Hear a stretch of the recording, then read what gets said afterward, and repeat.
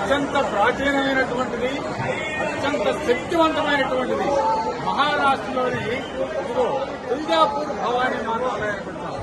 మనకు విజయవాడలో అమ్మవారిని ఎంత ప్రసిద్ధిగా మన ప్రాంతంలో కొనుక్కుంటారు. ఇక్కడ జనాలైతే తండోపతండాలుగా వస్తుంటారు. సంవత్సరానికి 2 సార్లు 3 సార్లు వచ్చేవాళ్ళు, రకరకాలుగా ఎక్కువ సార్లు వచ్చేవాళ్ళు, మొక్కుబళ్ళు మొక్కేవాళ్ళు.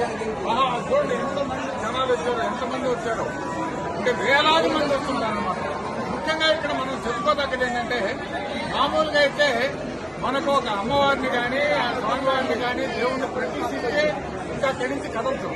కానీ ఇక్కడ ఏంటంటే అమ్మవారిని సంవత్సరంలో 3 రోజుల పాటు, సంవత్సరంలో 3 సార్లు, అంటే దాదాపు 21 రోజుల పాటు అమ్మవారిని శయన ముద్రలో ఉంటారు. అంటే అమ్మవారిని పండుగ పెడతారు. అక్కడి నుంచి అమ్మవారు నిలబడి ఉంటారు. మామూలుగా ఎప్పుడు మనకు దర్శనం ఇస్తారు. ఆ నిలబడి ఉన్న అమ్మవారిని తీసుకెళ్లి ఆమెని శయన ముద్రలో పండుగ పెడతారంట. అది సంవత్సరంలో 3 సార్లు చేస్తారు. టోటల్గా 21 రోజులు ఆమె నిద్రలో ఉంటుంది. ఆ టైంలో కూడా మనకు ఆ పండుకున్న అమ్మవారిని దర్శనం చేసుకోవాలి. ఇది అత్యంత ముఖ్యమైనటువంటి విషయం. ఇంకోటి ఏంటంటే, శివాజీ మహారాజు గురించి తెలియని వాళ్ళు ఎవరు. ఆయన అమ్మవారి పరమ భక్తుడు. ఆయన యుద్ధానికి వెళ్ళినా, ఎక్కడికి వెళ్ళినా, ఎక్కడికి పోయినా ఆయన ఇక్కడికి వచ్చి అమ్మవారిని దర్శనం చేసుకొని ఆ అమ్మవారిని వేడుకొందుకని ఎక్కడికి వెళ్ళాలి. తర్వాత అమ్మవారు ఈ శివాజీ మహారాజుకి ఒక ఖడ్గం కూడా ఇచ్చిందని ప్రసిద్ధి. అందుకనే మీకు లోపల ఫోటో కూడా అమ్మవారి దగ్గర శివాజీ మహారాజు ఫోటో సంవత్సరం ఒకసారి పెట్టి అందులో ఖడ్గం ఇస్తున్నట్టుగా శివాజీ మహారాజు పట్టణంగా చెప్తారు.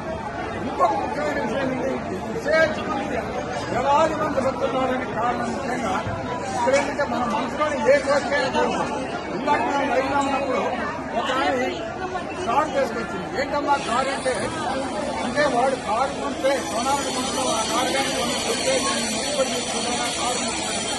అట్లాగే చాలా మంది సంతానం కావాల్సిన, తర్వాత పెళ్లి కావాల్సిన, ఉద్యోగానికైనా అంటే ఒకటేంటి అమ్మవారు కోరిన కోరికలు తప్పనిసరిగా ఇస్తుంది అనే నమ్మకం వల్ల వేలాది మంది భక్తులు వస్తారు.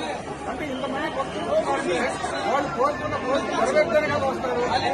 అంటే అంత పరమ పవిత్రమైనది, పరమ శక్తివంతమైనటువంటి ఈ క్షేత్రం తుల్జాపూర్ భవానీ అమ్మవారి క్షేత్రం. చూడండి ఎంత ఆనందంగా కోలాహలంగా ఉందో. మనకు మామూలుగా మేము పచ్చడిపల్లి దర్శనానికి వెళ్తేనే మాకు 2 hours పట్టిందనమాట. ఇంకా ఫ్రీ దర్శనానికి అంటే దాన్ని బట్టి అమ్మవారి శక్తి ఎంత తెలిసింది. వేలాది మంది భక్తులు వాళ్ళు అనుకున్న కోరికలు నెరవేర్చలేకపోతున్నారు.